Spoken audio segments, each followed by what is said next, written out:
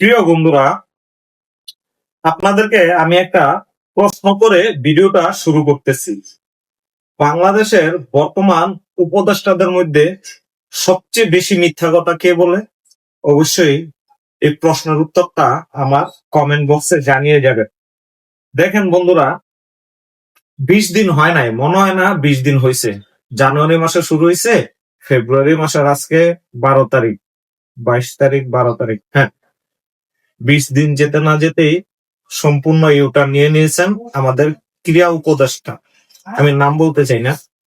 উনি যখন T20 world cup নিয়ে একটা ঝামেলা চলতেছে, তখন উনি প্রেস কনফারেন্সে দাঁড়িয়ে বলেছিলেন ওয়ার্ল্ড কাপ না খেলার সিদ্ধান্ত নিয়েছে সরকার পক্ষ থেকে।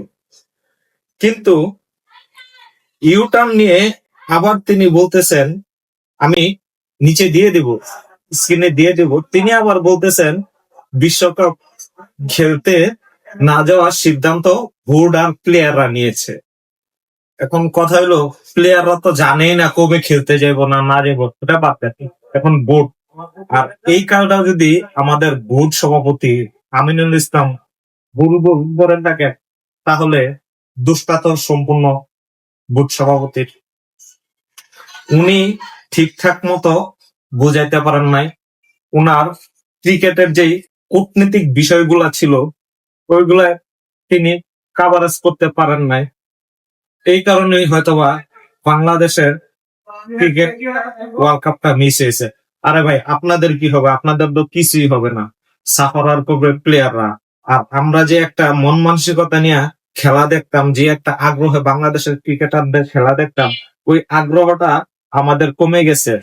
বাংলাদেশের ক্রিকেট T20 ওয়ার্ল্ড কাপ খেলা সত্ত্বেও তারা খেলতে পারতেছে না। আমরা মাঠে জাতীয় সঙ্গীত শুনতে পারতেছি না।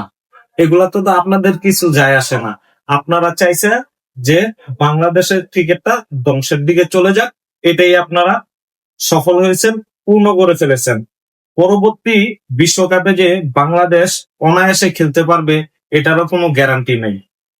একদম ক্রিকেটটার সবকিছু আপনারা শেষ করে দিয়েছেন। তারপর বাংলাদেশ কোয়ালিফাই করেও যে খেলতে পারবে নেক্সট বিশ্বকাপ গুলা, এটার নিশ্চয়তা কি বর্তমান বোর্ড প্রেসিডেন্ট বা ক্রীড়া উপদেষ্টা বলে দিতে পারবে? শেষ। একদম বাংলাদেশ ক্রিকেটটাকে আপনারা শেষ করে দিয়ে গেছেন। জানি না পরবর্তীতে, হ্যাঁ, একটা সফলতা আপনারা আনছেন, হয়তোবা বাংলাদেশের 2028 থেকে 30-এর মধ্যে নারী বিশ্বকাপ হতে পারে, বা যুব বিশ্বকাপ মানে অনূর্ধ্ব-19 বিশ্বকাপ হতে পারে, যেগুলা অন্যান্য বড় বড় দেশগুলা দায়িত্ব নিতে চায় না। এগুলা আপনারা বাংলাদেশে এনে অনেক বড় অর্জন করে ফেলেছেন। ধন্যবাদ আপনাদেরকে, এত সুন্দর করে মেটিকুলাসলি ডিজাইন করে ক্রিকেটটাকে ধ্বংস করে দেওয়ার জন্য।